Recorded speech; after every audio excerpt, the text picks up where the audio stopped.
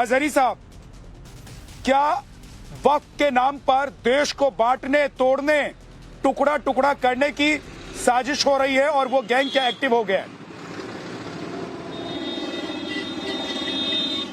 के नाम पर नहीं, बल्कि हिंदू और मुसलमान के नाम से देश को तोड़ने की साजिश भारतीय जनता पार्टी और उसकी जेली तंजीमें कर रही है, और ये सामने है, खुले तौर से कर रही है, किसी को बताने की जरूरत नहीं है। ये जिस तरह से बयानबाजियां हो रही हैं कि राम भक्त ही देशभक्त हैं, जिस तरह से बयानबाजियां हो, मतलब हमें बाकायदा महाभारत की धमकी दी जा रही है, इस तरह से बहुत सारे मामले की मस्जिद में घुस करके मारेंगे, तो ये सब बातें क्या है? आपको इस बात से अजहरी साहब एतराज है कि राम भक्त ही देशभक्त हैं, तो क्या जिन्ना भक्त देशभक्त हैं? क्या जिन्ना को जो महान बता रहे हैं वो देशभक्त हैं, वो राष्ट्रवादी हैं, वो हिंदुस्तानी हैं, उनको हिंदुस्तान का मानना चाहिए?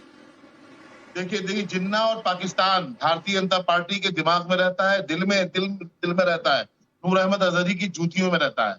जिन्ना, ना ही हमें जिन्ना से मोहब्बत है, ना ही हमें पाकिस्तान से मोहब्बत है।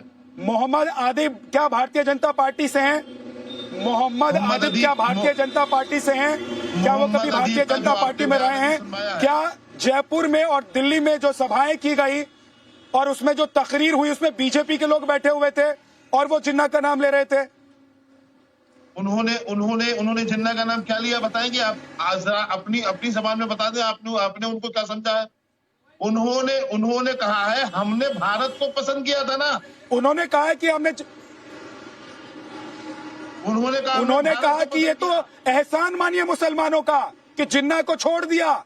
उन्होंने कहा कि हमने जिन्ना को छोड़ दिया, एहसान मानिए मुसलमानों का, नहीं तो ये लाहौर तक पाकिस्तान नहीं रहता, लखनऊ तक चला जाता। तो आप धमकी किसको दे रहे हैं और किसको उकसा रहे हैं जब आप अपनी तकरीरों में कहते हैं कि अगर हमारे जवान, हमारे युवा आ जाएंगे सड़क पर तो कंट्रोल करना मुश्किल हो जाएगा, दिल्ली को घेर लो, संसद की दीवारें हिला देंगे और जयपुर से लेकर दिल्ली तक इतनी बड़ी संख्या में निकलो कि इनको समझ में आ जाए कि अगर ये आपकी बात नहीं मानेंगे तो आप क्या कर सकते हैं।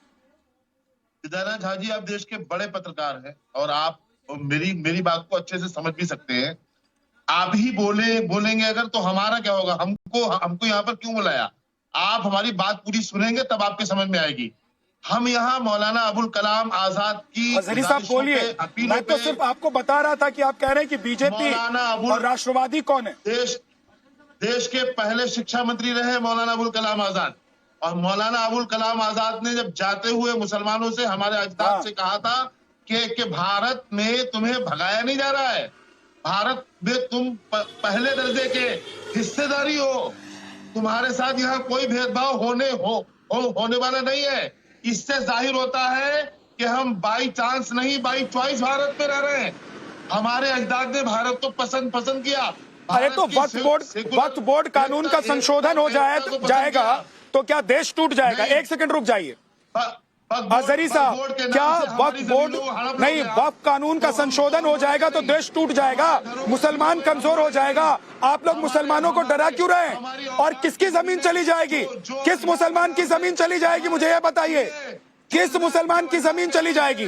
राधिका खेड़ा, हमारी जो अजहरी साहब, आप लोग कंफ्यूजन क्रिएट कर रहे हैं, आप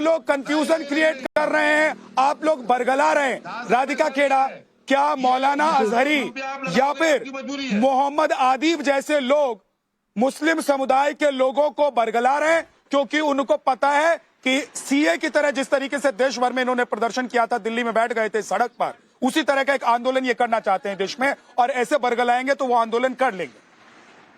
देखिए, मोहम्मद अदीब जैसे लोग जो आज देश के मुसलमानों को डराने और बरगलाने का काम कर रहे हैं, पाकिस्तान का नाम लेके खुलेआम धमका रहे हैं, वो ये कहना चाह रहे हैं कि पाकिस्तान का बॉर्डर लाहौर तक नहीं बल्कि लखनऊ तक होना चाहिए था।